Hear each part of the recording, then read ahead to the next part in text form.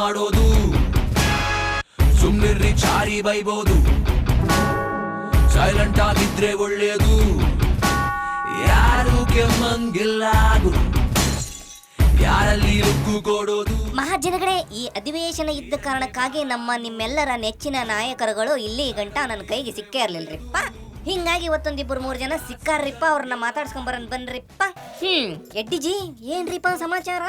ಸಿದ್ದರಾಮಯ್ಯನವರ ನೇತೃತ್ವದ ಸರ್ಕಾರ ಭ್ರಷ್ಟ ಸರ್ಕಾರ ಅಂತ ನಾವು ಹೇಳಿದಾಗ ಅದನ್ನ ಬಹಳ ಹಗುರವಾಗಿ ತಗೊಂಡು ಮುಖ್ಯಮಂತ್ರಿಗಳು ಮಾತನಾಡ್ತಾ ಇದ್ರು. ಅಂದ್ರ ಮುಖ್ಯಮಂತ್ರಿಗಳು ಅವಾಗ ತುಂಬಾ ಹಗುರವಾಗಿ ಮಾತಾಡ್ತಿದ್ರು. ಓಕೆ, ಹಂಗಿದ್ರೆ ಈಗ ಹೆಂಗೈತ್ರಿಪ್ಪ ಅವ್ರ ಪರಿಸ್ಥಿತಿ?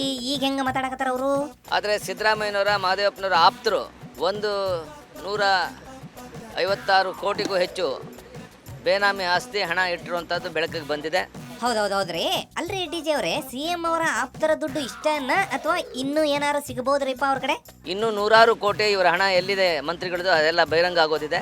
ಆಯ್ತ್ರಿಪ್ಪ, ಈ ವಿಚಾರ ಎಲ್ರಿಗೂ ಗೊತ್ತಿರೋದನ. ಈಗ ನೀವು ಏನು ಹೇಳ್ಬೇಕಂತ ಬಂದಿರೋ ಅದನ್ನ ನೇರವಾಗಿ ಹೇಳ್ಬಿಡ್ರಿಪ್ಪ. ಸುಮ್ಮನೆ ಯಾಕೆ ಟೈಮ್ ವೇಸ್ಟ್ ಮಾಡೋದು? ಮಾನ ಮರ್ಯಾದೆ ಕಿಂಚಿತ್ ಇದ್ದಿದ್ರೆ ತಕ್ಷಣ ಅವ್ರು ರಾಜೀನಾಮೆ ಕೊಡಬೇಕಾಗಿತ್ತು ಮುಖ್ಯಮಂತ್ರಿಗಳು. ಮರ್ಯಾದೆ ಇದ್ದರೆ ರಾಜಕಾರಣ ಮಾಡೋ ಕಾಯ್ತದ. ಇದು ವಿಷಯ.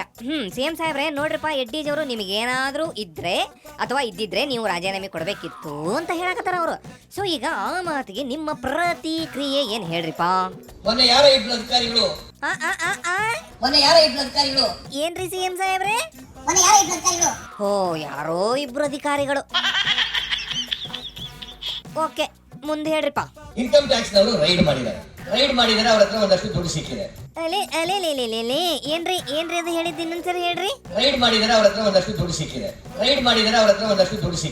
ಅಲ್ರಿ ಸಿಎಂ ಸಾಹೇಬ್ರೆ, ಏನೋ 20-30 ರೂಪಾಯಿ ಚಿಲ್ಲರೆ ಸಿಕ್ಕತಿ ಅನ್ನೋ ಹಂಗ ಮಾತಾಡ್ತಿರಲ್ರಿಪ್ಪ.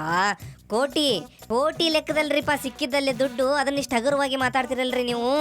ಹೋಗ್ಲಿ, ಈಗ ನಿಮ್ ಪ್ರಕಾರನ ಬರ್ತೇನೆ ನಾನು. ಏನೋ ಒಂದಿಷ್ಟು ದುಡ್ಡು ಸಿಕ್ತು ಅಂತ ಹೇಳಿದ್ರಲ್ಲ, ಆಯ್ತು, ಏನೋ ಒಂದಿಷ್ಟು ದುಡ್ಡು ಸಿಕ್ತು. So what next? ದುಡ್ಡು ಸಿಕ್ಕಿದ್ರೆ ತಪ್ಪು ಮಾಡಿದ್ರೆ ಅವ್ರನ್ನ ನೇಣಗಾಕಿ, ನಮ್ಗೆ ಸಂಬಂಧ. ಹಾಳಾಗಿ ಹೋಗ್ಲಿ ಬಿಡ್ರಿ, ಮತ್ತೆ ನೀವೇ ಯಾಕೆ ತಲೆ ಕೆಡ್ಸ್ಕೊಳಕತ್ತೀರಿ? ಅಲ್ರಿಪ್ಪ, ದುಡ್ಡು ಯಾವ ಅಧಿಕಾರಿಗಳ ಮನ್ಯಾಗ ಸಿಕ್ತಂತ ನಿಮಗೆ ನಿಜವಾಗ್ಲೂ ಗೊತ್ತಿಲ್ರಿ? ಅವನ ಚಿಕ್ಕರಾಯಪ್ಪ ಅಂತ ಕುರುಬ್ರು ಅವನು. ಅದಕ್ಕೆ ಸಿದ್ದರಾಮಯ್ಯ ಆಪ್ತ ಅಂತ ಹೇಳೋದು. ಹೌದಾ? ಓಕೆ, ಇನ್ನೊಬ್ರು ಯಾರ್ರಿ ಅವರು?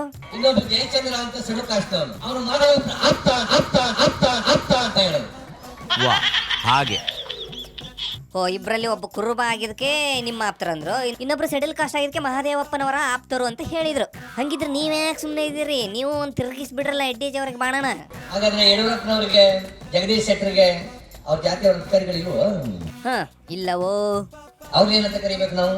ಅಲ್ರಿಪ್ಪ, ಅವ್ರನ್ನ ಯಾಕೆ ನೀವು ಏನೇನೋ ಅಂತ ಕರೆಯಕ್ ಹೋಗಿರಿ? ಅವ್ರ ಪೈಕಿ ಯಾರು ತಪ್ಪು ಮಾಡಿದ್ರಿ? ಈಗ ಅವ್ರು ಯಾರು ತಪ್ಪು ಮಾಡಿಲ್ವೋ?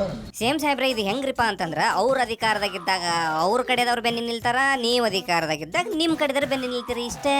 ನಾನು ಯಾರನ್ನು ತಪ್ಪು ಮಾಡಿರೋರ್ನ ವಹಿಸ್ಕೊಳ್ಳಲ್ಲ. ಏನ್ರಿಪ್ಪ, ಇನ್ನೊಂದ್ಸರಿ ಹೇಳ್ರಿ. ನಾನು ಯಾರನ್ನು ತಪ್ಪು ಮಾಡಿರೋರ್ನ ವಹಿಸ್ಕೊಳ್ಳಲ್ಲ. ಹೌದಾ? ಹೋಗ್ಲಿ ಬಿಡ್ರಿ, ಹಂಗಾರ ಮತ್ತೆ ತಲೆ ಕೆಡ್ಸ್ಕೊತೀರಿ? ಹೇಳಿದ್ರು ನರೇಂದ್ರ ಮೋದಿ ಅವರು ಅಧಿಕಾರಕ್ಕೆ ಬಂದ 6 ತಿಂಗಳಲ್ಲಿ ವಿದೇಶದಲ್ಲಿರ್ತಕ್ಕಂಥ ಕಪ್ಪು ಹಣವನ್ನ ತಂದು ಪ್ರತಿಯೊಬ್ಬರ ಅಕೌಂಟ್ಗಳಿಗೆ 15 ಲಕ್ಷ ರೂಪಾಯಿ ಕೊಡ್ಕೊತೀವಿ. ಕೊಡ್ತೀರಪ್ಪ? ಅಲ್ಲ ಇವ್ರ ಸಿಎಂ ಸಾಹೇಬ್ರೆ, ನಿಮ್ಮ ಅಕೌಂಟಿಗೆ ಕಪ್ಪು ಹಣ ಬಂದ್ ಬಿದ್ದಿಲ್ಲನ್ರಿಪ್ಪ? ನನ್ನ ಅಕೌಂಟಿಗೆ ಮೊನ್ನೆನೆ ಬಂದ್ ಬಿತ್ತಲ್ರಿಪ್ಪ ಕಪ್ಪು ಹಣ. ಯಾವ್ದಕ್ಕೂ ಒಂದ್ಸರಿ ಹೋಗಿ ಚೆಕ್ ಮಾಡ್ರಿಪ್ಪ ನಿಮ್ಮ ಅಕೌಂಟ್ನ. ಯಾವ್ದಕ್ಕೂ ಒಂದ್ಸರಿ ನಿಮ್ಮ ಅಕೌಂಟ್ನ ಚೆಕ್ ಮಾಡ್ರಿ ಅಂದೆ.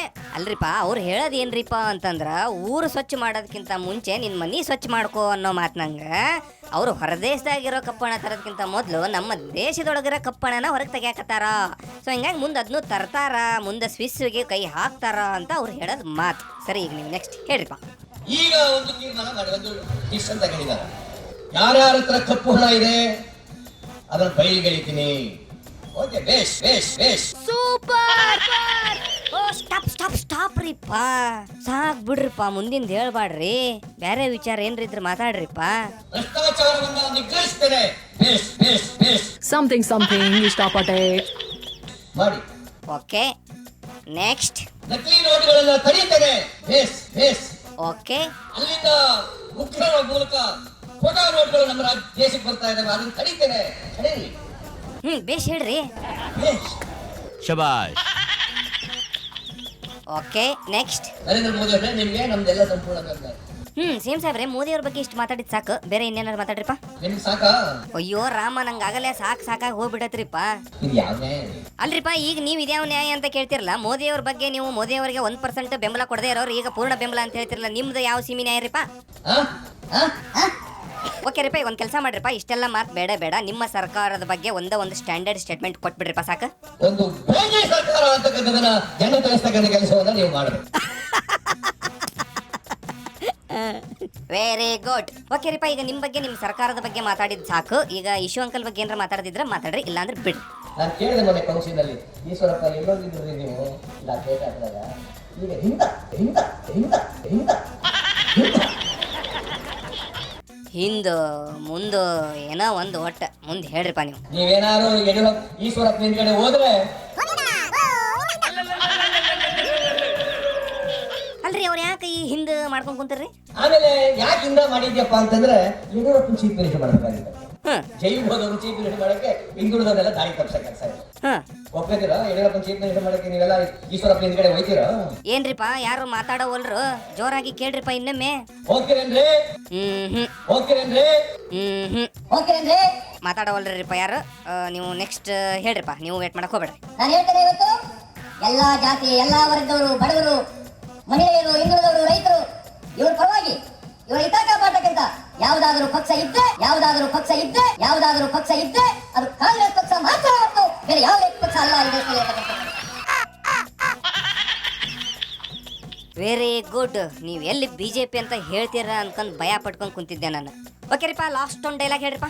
ಭಾರತೀಯ ಜನತಾ ಪಕ್ಷ ಹೀನಾಯವಾಗಿ ಸೋಲ್ತದೆ, ಮತ್ತೆ ಈ ದೇಶದಲ್ಲಿ ಕಾಂಗ್ರೆಸ್ ಪಕ್ಷ ಸರ್ಕಾರಕ್ಕೆ ಬರ್ತದೆ.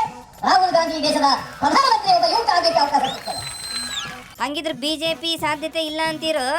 ಈ ಬಿಜೆಪಿ ಯಾವ ಕಾರಣಕ್ಕೂ ಕೂಡ ಅಧಿಕಾರ ಬರುವಾಗ ನೋಡ್ತೀವಿ. ನೀವು ಕೂಡ ಶಬ್ದವನ್ನ ಇಲ್ಲಿ ಮಾಡಬೇಕು ಅಂತ ಹೇಳಿ ನಿಮ್ಮಲ್ಲಿ ಅತ್ಯಂತ ಕಳಕಳಿಯಿಂದ ಪ್ರಾರ್ಥನೆಯನ್ನು ಮಾಡ್ತೇವೆ. ಪ್ರಾರ್ಥನೆ ಆಯ್ತ್ರಿಪ್ಪ, ನಿಮ್ಮ ಪ್ರಾರ್ಥನೆಯನ್ನು ನಾವು ಸ್ವೀಕರಿಸ್ಕೊಂಡಿದ್ದೀವಿ. ನಿಮ್ಮ ಪ್ರಾರ್ಥನೆಗೆ ನಾವು ಯಾವಾಗ ಆಶೀರ್ವಾದ ಮಾಡ್ಬೇಕು ಅಂತ ಇನ್ನೂ ಡಿಸೈಡ್ ಮಾಡಿಲ್ಲ. ಡಿಸೈಡ್ ಮಾಡಿದ್ಮೇಲೆ ನಾವು ನಿಮಗೆ ಹೇಳ್ತೇವೆ, ಅವಾಗ ನೀವು ಕೇಳುವಂತ್ರಿ. ಇವತ್ತು ಸಾಕು.